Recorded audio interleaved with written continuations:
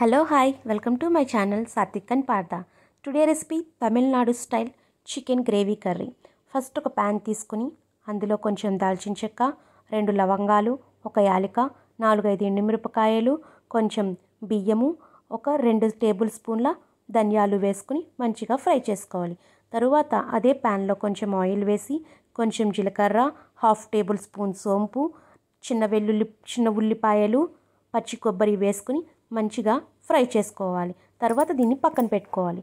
తరువాత వేరే ప్యాన్ తీసుకుని అందులో ఆయిల్ వేసి కరివేపాకు, 1/2 ఉల్లిపాయ కట్ చేసుకుని చిన్న చిన్న ముక్కలుగా కట్ చేసుకున్నటువంటి ఉల్లిపాయ వేసుకుని మంచిగా ఫ్రై చేసుకోవాలి.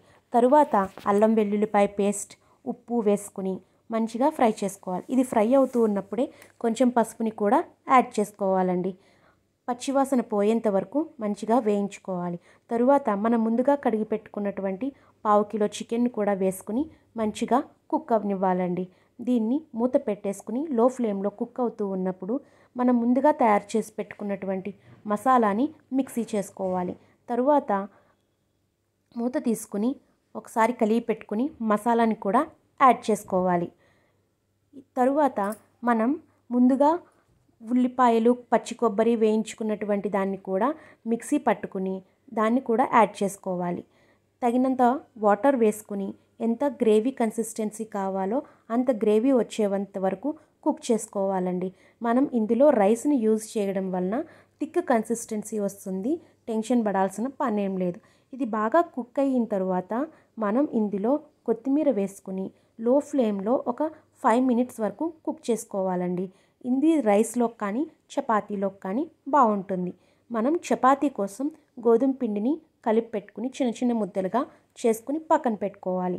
తరువాత కొంచెం పిండి వేసుకుని మంచిగా చపాతీలు ఒత్తుకోవాలండి. చపాతీలు బాగా మెత్తగా రావాలి అంటే లేయర్గా చేసుకుంటే చాలా బాగుంటుంది. కొంచెం ఆయిల్ వేసుకుని మొత్తం స్ప్రెడ్ చేసుకుని ఫోల్డ్ చేసుకుంటే చపాతీ చాలా టేస్టీగా ఉంటుంది. చపాతీ కోసం ఒక ప్యాన్ పెట్టుకుని అందులో చపాతీ కాల్చుకునే ప్యాన్లో కొంచెం బటర్ కానీ, నెయ్యి కానీ, ఆయిల్ కానీ వేసుకుని 2 సైడ్స్ మంచిగా కలర్ వచ్చేంత వరకు ఫ్రై చేసుకుని వేడివేడి కర్రీ వేసుకుని చపాతీ తింటే చాలా బాగుంటుందండి. పిల్లలకి కూడా చాలా బాగా నచ్చుతుంది. ఒకసారి ట్రై చేయండి. చూసారు కదా గ్రేవీ ఎంత కలర్ఫుల్గా కనిపిస్తుందో. మీరు కూడా ఒకసారి ట్రై చేయండి. Thank you for watching. Please subscribe my channel.